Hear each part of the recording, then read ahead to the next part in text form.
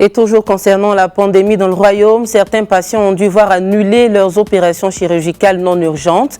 Les médecins ont procédé ainsi pour les protéger au maximum du coronavirus. Des interventions déprogrammées dont on parle justement ce matin avec Ilham Berada. Bonjour ma chère Ilham. Bonjour Laetitia.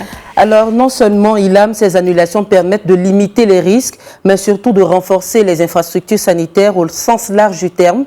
Et par exemple en convertissant les salles d'opération en unités de soins intensifs. En cette période de pandémie, c'est vraiment nécessaire donc soit de reporter ou d'annuler, non seulement au Maroc, mais dans le monde, puisque de nombreux pays ont adopté bien évidemment donc l'annulation des opérations chirurgicales dans un souci de préservation de la santé des patients. Et tenez-vous bien Laetitia, ce sont pas moins de 28 millions d'opérations chirurgicales à l'échelle mondiale qui pourraient être reportées ou annulées pour préserver la santé des patients en attente d'intervention et d'accueillir davantage de personnes infectées par le Covid-19.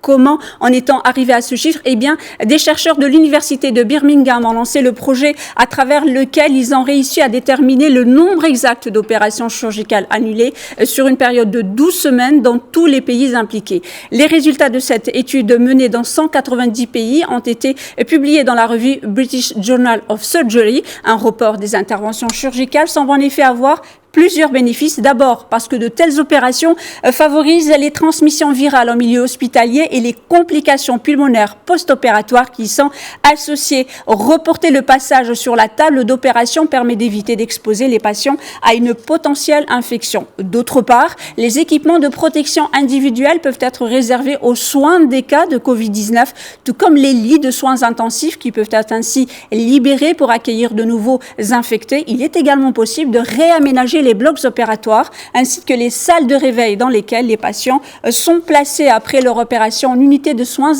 intensifs en cas de débordement. Les chirurgiens et les équipes soignantes peuvent être redéployés pour soutenir d'autres espaces critiques, donc secteurs critiques de l'hôpital Laetitia. Alors Ilham, je sais que plus d'un comme moi sont curieux de savoir sur quelle base a été faite cette étude pour obtenir ces chiffres. Alors, contactés par le biais du réseau mondial Covid Surge, des chirurgiens ont été invités à entrer dans une base de données en ligne leurs estimations concernant la proportion de chirurgies non urgentes qui seraient annulées dans leur hôpital en raison du Covid-19. Si l'épidémie du Covid s'y était atteinte, les experts devaient faire état des lieux réels d'annulation d'opérations chirurgicales dues à l'épidémie. Et si cette dernière était en cours, ils faisaient des projections sur les taux d'annulation probables. Et si l'hôpital n'avait pas encore connu de flambée de l'épidémie, il leur était demandé d'estimer ce qui se passerait en cas d'épidémie. Ce questionnaire est resté ouvert du 20 mars au 30 mars 2020, le pic sur la base duquel les chirurgiens devaient fournir leurs estimations durant 12 semaines. En effet, la seule région à cette remise de l'épidémie à grande échelle était au moment de la rédaction de l'étude, la province de Hubei, en Chine, dont Wuhan, la capitale, a été fermée pendant 76 jours du 23 janvier 2020 au 8 avril 2020, soit environ 12 semaines. Cette période est ainsi devenue la meilleure estimation possible quant à la durée de la perturbation des systèmes de santé. Les 538 contributions au questionnaire provenaient de 359 hôpitaux répartis dans 71 pays et ont été complétées par d'autres modèles statistiques afin d'établir les proportions d'opérations reportées dans un total de 193 pays. Et ça sera certainement ma dernière question, Ilham. Est-ce qu'on a une idée des opérations qui ont été annulées ou ajournées? En tous les cas, les opérations lourdes ont été les premières à être annulées, bien évidemment, puisque d'après les projections, la plupart des opérations annulées ou reportées seraient des opérations bénignes, soit un peu plus de 90% du total des annulations, suivies des opérations du cancer avec 8,2% et des interventions obstétrique 1,6%, lesquels concernent les accouchements par césarienne qui pouvaient être remplacés par des accouchements par voie naturelle. Ces chiffres montrent que la chirurgie du cancer demeure prioritaire dans la plupart des cas. Quant aux chirurgies bénignes ayant fait l'objet d'annulation, elles concernent souvent l'orthopédie. Selon les estimations les plus fiables, plus de 28 millions donc d'opérations auraient été annulées ou reportées en 12 semaines. Ce chiffre représente plus de 72% des opérations prévues mondialement pour cette période période, soit plus de 39 millions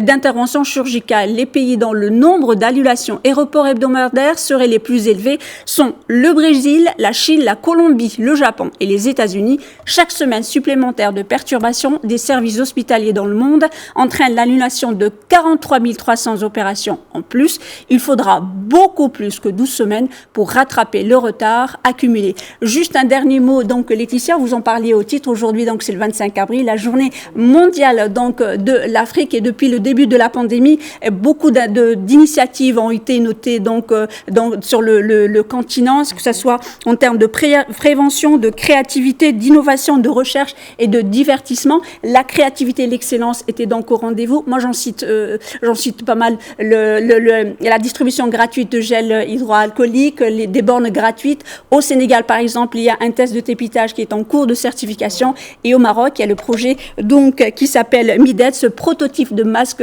intelligent, mais beaucoup plus d'informations dans la chronique de Sahel Cissoko ce soir à 21h.